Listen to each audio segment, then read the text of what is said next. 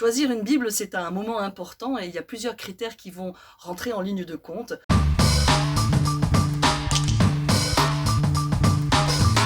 Le plus important au départ, c'est de choisir la traduction, parce que traduire, c'est interpréter, et donc c'est important de savoir quelle traduction est-ce qu'on va choisir. Est-ce que c'est une traduction très littéraire, avec un vocabulaire plutôt sophistiqué et compliqué, ou alors une traduction qui va privilégier une langue française plus accessible? Donc le choix de la traduction est important.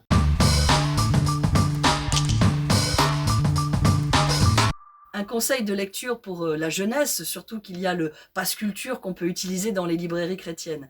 Je vous conseillerais en particulier la Youth Edition, qui est une traduction en français fondamental avec 1500 mots, donc vraiment très accessible, mais surtout particulièrement destinée à nos 15-25 ans. The Bible, c'est la traduction nouvelle français courant, donc très accessible, mais avec des notes qui ont été particulièrement fabriquées, préparées pour nos jeunes, pour leur expliquer le contexte du texte et surtout l'actualité de ce texte pour eux aujourd'hui. Donc vous avez non seulement la traduction qui est accessible et intéressante, mais aussi tout un parcours de lecture et des notes dans la marge qui les aident dans leur lecture de la Bible.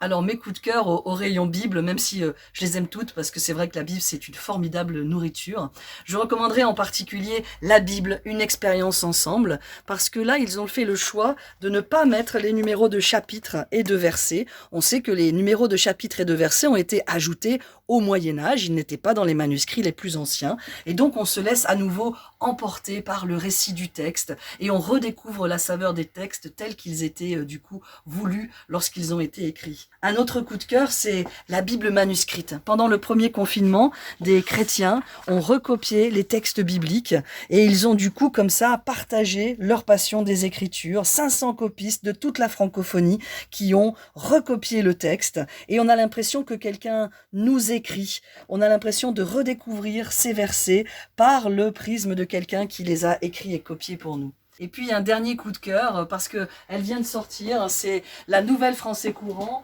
en gros caractères. Et c'est vrai que c'est vraiment une traduction que je recommande. Et là, on a à nouveau la grande lisibilité grâce aux grands caractères de cette Nouvelle Français Courant.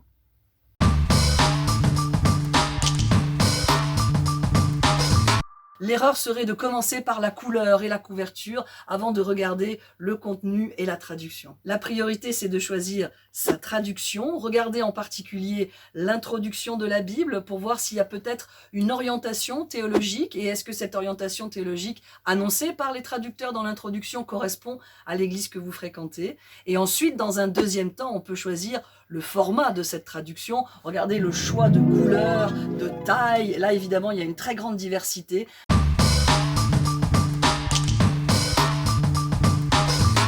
On dit parfois en exagérant que traduire, c'est trahir. Non, nos traducteurs de la Bible font un travail très sérieux et on peut être reconnaissant au Seigneur pour ce travail et d'avoir autant de traductions en français. Mais toutefois, traduire, c'est interpréter. Et donc, c'est vraiment un encouragement pour nos lecteurs à oser lire le texte biblique, peut-être dans une traduction qu'ils ne connaissent pas encore. Si vous ne connaissez pas du tout le texte, d'oser franchir les portes de ce merveilleux texte pour y découvrir une nourriture, une lampe sur le sentier. Et si vous connaissez déjà bien la Bible, d'oser peut-être découvrir dans une autre version, une autre traduction, pour entendre dans une autre traduction cette symphonie de la parole de Dieu.